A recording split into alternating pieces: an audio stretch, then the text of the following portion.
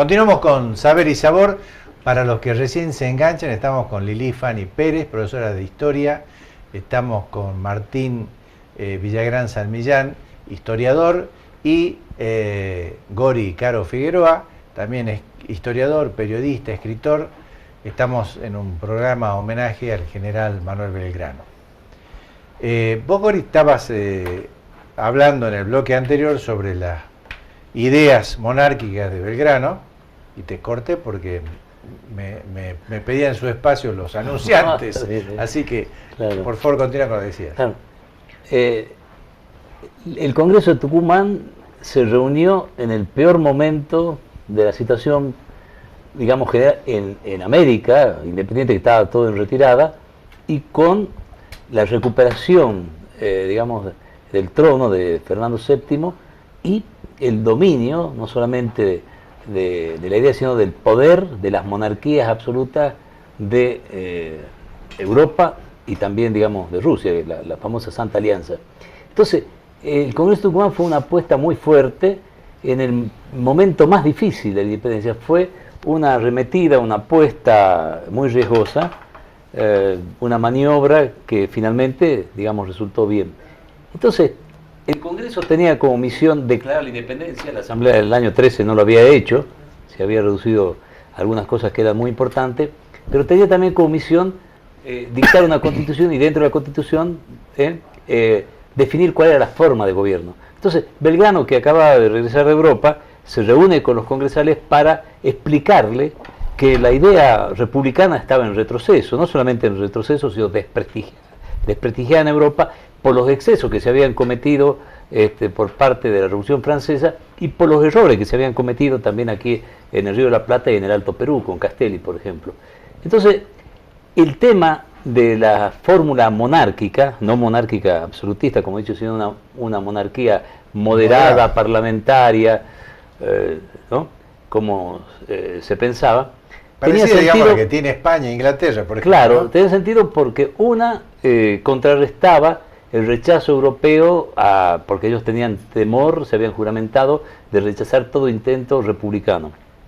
Segundo, hay que recordar que estaba en Brasil la corte, ¿no es cierto? Brasilera, que era una monarquía. Luego, era una forma de seducir también a las grandes masas de pueblos originarios, no solamente del Alto Perú, del Perú, con la propuesta de que el monarca, el titular de esa monarquía de las Provincias Unidas, fuera un descendiente del Inca. Hasta ahí el asunto.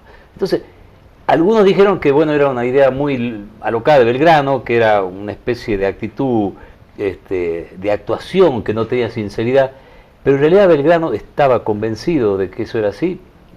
Güemes lo compartió, San Martín lo compartió y la mayoría del Congreso, porque ese era el clima y digamos, que había en la época, un clima de época, pero además era que la relación de fuerza no daba para proclamar ¿cuál es la razón una de que república? no cierra eso definitivamente? Bueno, finalmente se dicta la Constitución, viene la crisis del año 20. ¿Se traslada al Congreso? Se traslada al Congreso a Buenos 3 Aires. años a Buenos Aires, y fracasa porque inmediatamente los caudillos rechazan la Constitución por unitaria y se produce precisamente el día 20 de junio, el día que muere el general Belgrano a los 50 años, pobre, olvidado, perseguido en Tucumán, castigado por un subalterno, fue sometido a humillación. El general Güemes le mandó a su médico, el doctor Reja, como dijiste, el reloj que le había regalado el rey de Inglaterra se lo da como pago a su médico, y Güemes, hay un documento, que el otro día me dio una fotocopia, donde Güemes encomienda que se le haga una carreta para que viaje el médico a Tucumán para trasladar a Belgrano. Cuando muere el general Belgrano, que va a la casa de su hermano, había sido una familia muy rica, el padre de un comerciante genovés que era de la segunda o tercera fortuna de Buenos Aires en ese momento. Belgrano murió en la absoluta pobreza y perseguido a los 50 años. Entonces, cuando él muere, dicta su testamento días antes, el 25 de mayo, un hermano saca la piedra, sí, la piedra de mármol de la Cómoda, y esa es la lápida con que lo entierra. Después los restos del general Belgrano están, porque él era de la orden mercenarios, ¿no? Dominico. Dominico, que está en los dominicos en Buenos Aires, en la avenida Belgrano. O sea, Belgrano, y termino, es un ejemplo y es un hombre de idea. No era una persona que además su conducta personal, su actitud ética, y Belgrano decía que la rectitud era la mejor política. Esa es una de las frases, la rectitud es la mejor política, que tiene vigencia en este momento. Y lo otro que decía Belgrano, dice, yo no me siento, digamos, que pueda ser un gran hombre, un padre de la patria. Lo que sí yo aspiro, por lo menos, es ser un buen hijo de ella. Eso lo define a Belgrano. Belgrano fue totalmente, un hombre humilde, sí, correcto, sí, grandioso. Y él cuando en Tucumán, en Salta, se alojaba en lugares la familia le ofrecía, era un hombre verdaderamente que no sobreactuaba, era un hombre íntegro. Un ejemplo muy raro, digamos, en esa época y en épocas posteriores más todavía, ¿no? Qué interesante lo que acaba de decir. Hay algo que me gustaría reforzar dentro de la exposición de Gori, que es, luego, cuando la nación adopta el sistema republicano, que es el que va a quedar, gracias a Dios, en lo sucesivo, incluso se intentó despreciar, minimizar, ridiculizar la idea de Belgrano, San Martín y Güemes sobre la monarquía atemperada, olvidándose de que en ese momento, en aquellas circunstancias, en ese contexto, la república, el sistema republicano carecía de mérito. Y teníamos hasta serios problemas para conseguir quien quisiese hacerse cargo de una eventual corona en Río de la Plata, porque también ni los principillos de segunda categoría querían hacerse cargo. Pero por otra parte, lo que se estaba discutiendo el día de la sesión secreta, el día 6 de julio, donde habla Belgrano, viene con el informe de cuál era la situación en Europa. Las monarquías, pero además el principio de legitimidad, que era encarnado por la Santa Alianza, que tenía mucho de santa, pero tenía mucho de poder. Y ese poder podía ser aplicado a través de la única monarquía en América, que era el Imperio del Brasil. Y esto generó, hasta muy después de pasado todavía Ayacucho, un problema muy serio de un temor razonable. Entonces, frente al principio de la Santa Alianza, esto no era tan angelical de decir porque sí, este señor se le ocurrió un sistema monárquico. El sistema monárquico lo que representaba el principio del orden, y no existe la posibilidad de crear ningún Estado-nación, si no es basado en el orden. No existe Estado-nación sin orden previo.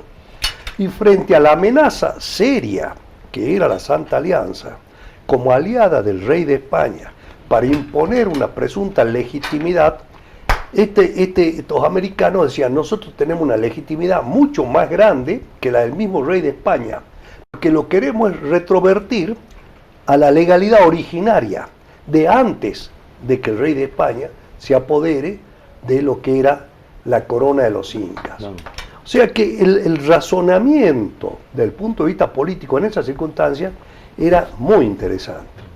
Luego, en una carta a Rosas, uno de los congresales se burla diciendo que se imaginan lo que iba a hacer, dice, con un indio, pata sucia, que iba a estar ahí. Tampoco era cierto, porque el candidato eventual que se tenía era efectivamente un descendiente de rama colateral de los incas, que había estado en España, y un hombre educadísimo.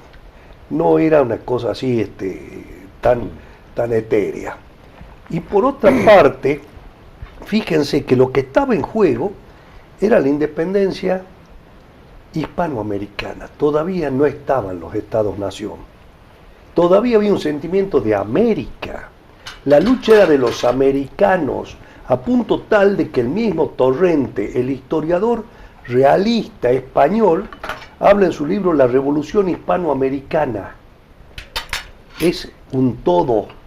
Y es un todo en el que está implicado, digamos. Y dice, entonces vamos a poner la capital en el Cusco, que era en todo caso decir en ajena jurisdicción, porque ni siquiera estaba dentro del Alto Perú, sino estaba directamente ya en el Perú. Entonces, esta vocación americanista y que era muy oportuna para juzgarla en el momento en que sucedía. Es cierto que los intereses de Buenos Aires terminan prevaleciendo, como decían las cartas de Darregueira. Vamos a esperar, dejemos que esto pase, porque esto parecía que era un hecho consumado, que no había forma de revertirlo. La paciencia de los porteños es la que posibilita que de a poco se vaya abriendo paso el pensamiento republicano, porque van variando también las circunstancias, no solo las internas, sino las externas. ¿Cuál es la participación y la importancia que tiene Belgrano en la creación de la bandera, Fanny? Lili. Bueno, Belgrano, en realidad él crea la bandera después del problema que tiene en la expedición al Paraguay. Recordemos que en la primera junta de gobierno, donde él forma parte de la primera junta, una vez que Moreno tiene un conflicto con Saavedra y se va hacia Inglaterra y muere en alta mar, Belgrano, digamos, queda como, junto con Castelli, que además es primo, queda como el que tiene a su cargo toda la ideología que habían compartido con Mariano Moreno. Y la ideología de Mariano Moreno con Belgrano y demás es, como ya lo expusieron mis dos predecesores, que es la libertad, justamente amplia y en todo sentido. Entonces Belgrano sabe que le va a ir muy mal o le va a ir igual que a Mariano Moreno. Entonces acepta, sin decir nada, hacerse cargo del ejército del Paraguay sin haber tenido formación militar como la tuvo el general Güemes o San Martín. Pero acepta porque, bueno, como es ávido de conocimiento, se lee absolutamente todo y organiza el ejército en base a los tratados, digamos, franceses de la organización. Te pido un favor, vamos a dejarlo ahí en la organización del ejército.